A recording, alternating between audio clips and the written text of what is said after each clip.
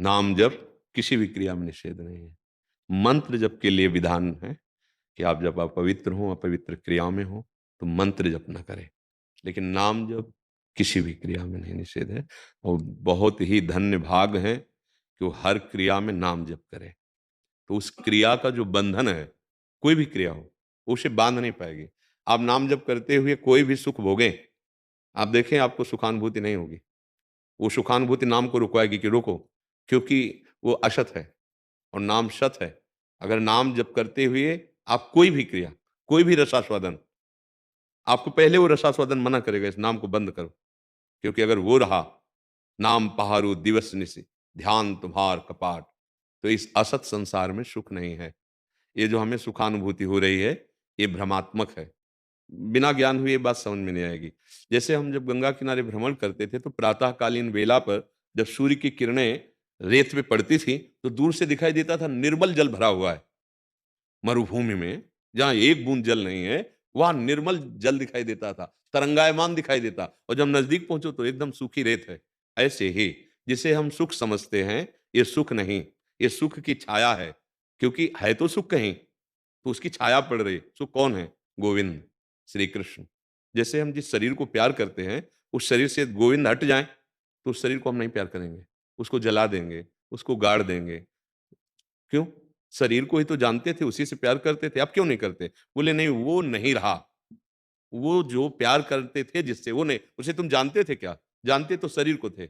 अनजाने में भी हम भगवान से ही प्यार करते हैं। जिसे हम सुख समझते हैं, वो सुख नहीं, सुख की छाया है, समझ पड़ती नहीं, ये गिरधर की माया है। ऐसा त्रिगुणात्मिका माया का जाल बिछा हुआ है, पूरा जीवन निकल जाता है। ये भोगो, इसमें सुख मिलेगा, ये देख लो, इसमें सुख मिलेगा, ये एकत्रित कर लो, इसमें सुख मिलेगा, परिणामता कुछ नहीं होता। परिणामता अशांति, तृष्णा और नवीन पद्धति से भोग भोगने की इच्छा, ये हमको जलाती रहती है। इसका मतलब वो सुख नहीं मिला। कभी अविनाशी को जड़ प्रकृति से सुखी होना हो ही नहीं सकता। आप अविनाशी भगवान के अंश हैं। बिना भगवत चिंतन के, बिना भगवत आश्रय के प्रकृति आपको संतुष्ट नहीं कर पाएगी। चाहे जितना प्रकृति का भोग कर लीजिए, बड़े-बड़े चक्रवर्ती राजाओं ने खूब मनमानी इस प्रकृति को भोगा है स्वामी समझकर, तब परिणाम लिखा है। अपने पुत्र की जवानी भी भोगी महाराज ययाति ने, अपनी तो भोगी, लेकिन परिणाम में लिखा, भगवत विमुख पुरुष को संपूर्ण संसार के भोग एक साथ देख दिए जाए तो भी उसकी तृप्ति नहीं होगी। क्योंकि इसमें वास्तविक सच्चिदानंद सुख की जो हमारी मांग है, वो नहीं है। जैसे एक आदमी, राजा ने ये ऐलान कर दिया कि रानी के गले का हार कोई चुरा ले गया है, और उसे जो ढूंढ के लाएगा तो उसे हम समान संपत्ति देंगे, अर्थात समान अधिकार देंगे, राजा जैसा अधिकार देंगे। उसे सायुज्य मोक्ष कहते हैं। हमारी बुद्धि का आनंद ही हार है। अब वो आदमी नदी के किनारे लग गया, कोई कहीं ढूंढ रहा था, कोई कहीं। नदी के किनारे गया तो दिखा कि हार वो है, उससे दिखाई। वो कूद गया उसमें नीचे, तो कीचड़ हाथ लगा। फिर बाहर निकल के आया, जब जल शांत हुआ, फिर हार दिखाई दिया। सुबह से शाम हो रही थी। एक महात्मा उधर से निकले, उसकी प्रक्रिया को देखा, बार बार कूदता है, असफल होकर निकल। उनका भाई क्या आप ढूंढ रहे हो? तो उन्होंने कहा कि ऐसा ऐसा राजा की रानी का हार खो गया है, अगर मुझे मिल गया तो अपनी समीपता समान हमें सुख प्रदान करेंगे। तो उनका, तुम जहां सुख देख रहे हो, हार देख रहे हो, वो वहां नहीं है, पीछे मुड़ो। तो पीछे मुड़े तो एक बहुत बड़ा पेड़ था खजूर का। तो बाज पक्षी ने उस हार को समझा कि उसमें रत्नमणि आदि थे, एक मांस का जैसे, तो वो उसको पकड़ के लाया था और उस खजूर के कांटे में टांग दिया। जब चोंच मारी तो उसे पत्थर समझ में आया, उड़ गया। उसकी छाया पड़ रही थी। बिल्कुल ठीक ऐसे ही आपके अंदर सच्चिदानंद सुख है, और आप उसे संसार नदी में बाहर देख रहे हैं। शरीरों में, भोगों में, नाना प्रकार की वस्तुओं में। बहुत जन्म हमारे इसी में बीत गए, ये भी जन्म इसी में बीता जा रहा है। देखो आप 50 वर्ष के, 40 वर्ष के, 30 वर्ष के हुए हो, क्या सुख मिला है? आप कहोगे खूब रुपया है, हमने सब भोग भोगे हैं। अनुभूति क्या है? वही तृष्णा, वही वासना, वही चाहत, मतलब वो चीज़ नहीं मिली जो हम खोज रहे हैं। वो जब मिल जाएगी ना, जैसे केवट जी को मिली। जब प्रभु के चरण धो रहे ना, तो अत आनंद उमगी अनुरागा, चरण सरोज पखारन लागा। अद्भुत आनंद। बाद में प्रभु जानकी जी की अंगूठी देते हैं। वो कहता है आपका छुनाथ न चाहिए मेरे। ये बात जब हृदय में आ जाए, पा गया। जो मैं मांग रहा था वो पा गया। वो प्रभु है। तो यदि आप हर क्रिया में नाम जप कर रहे हैं, तो आप बहुत बड़ा कार्य कर रहे हैं। नाम जप के लिए कोई निषेध नहीं, भगवान आदेश कर रहे हैं, मामनुस्मर युद्ध सर्वदा सर्वकालीन, सर्वदा शब्द है, सर्वकालीन हर समय मामनुस्मर मेरा स्मरण कर और युद्ध अपने कर्तव्य का पालन कर। धर्मयुक्त भोगों को भोगते समय भी यदि नाम जप करोगे तो वो भोग तुम्हें बांध नहीं पाएगा, तुम मुक्त हो जाओगे। शौच में बैठे हैं तो हमारा नाम चल रहा है, कार्य कर रहे हैं तो नाम चल रहा है। नाम के लिए ये नियम नहीं है कि आप इस समय नहीं जप सकते, हर समय जप सकते हैं। मंत्र के लिए नियम है अपवित्र और पवित्रता का। नाम के लिए तो अपवित्र पवित्रो वा सर्वावस्थांगतोपि वा यह स्मरेत पुंडरीकाक्षम सवायाभ्यंतरः शुचि।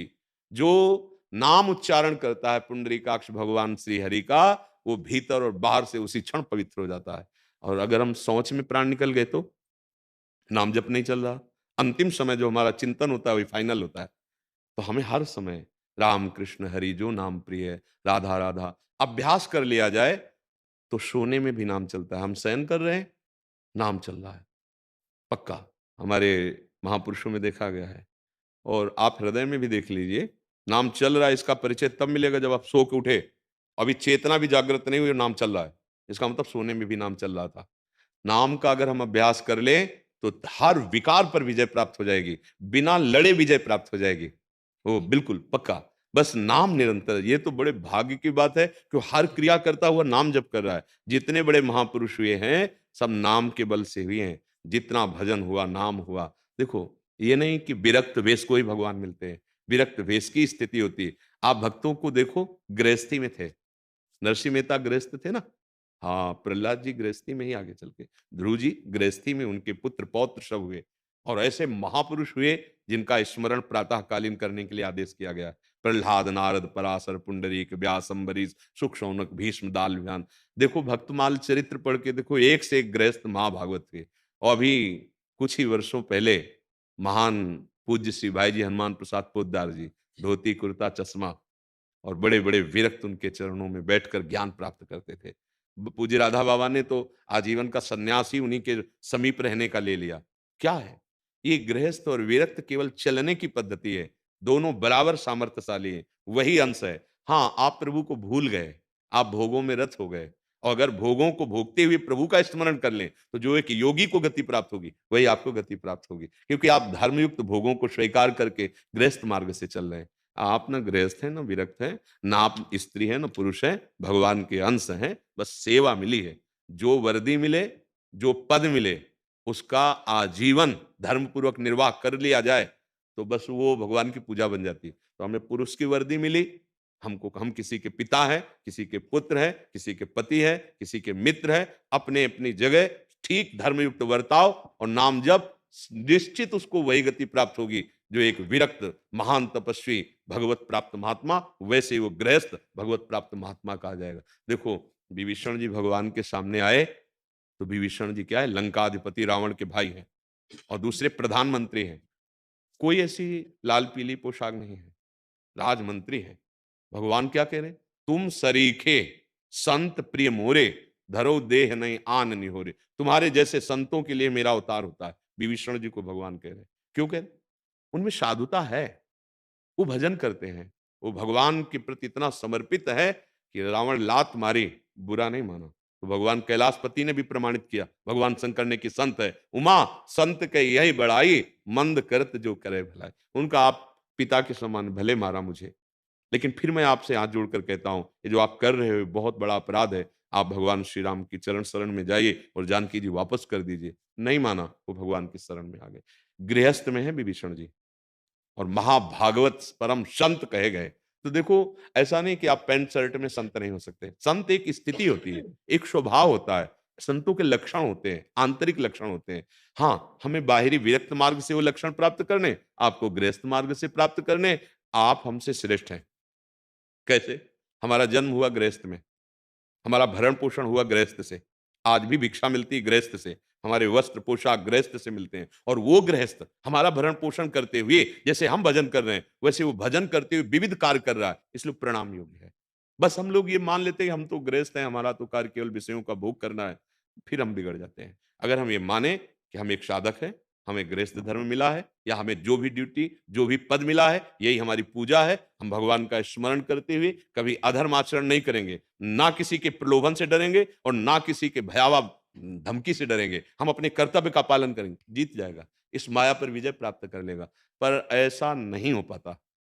जहां कोई दुखद परिस्थिति आई, जहां भयावह परिस्थिति आई, हम गिर जाते हैं, या भारी प्रलोभन आया, हम गिर जाते हैं। फिर वो भजन नहीं माना जाता, फिर आप धर्म भ्रष्ट हो गए।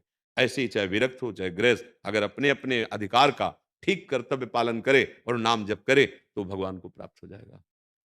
बिल्कुल आप ये समझो, जटायु जी ने केवल सिया जी की रक्षा का भाव लिया, तो शरीर त्यागते समय रघुनाथ जी ने उन्हें गोद में लिया। और जब शरीर छूटा तो हरि रूप होकर भगवान के धाम को गए।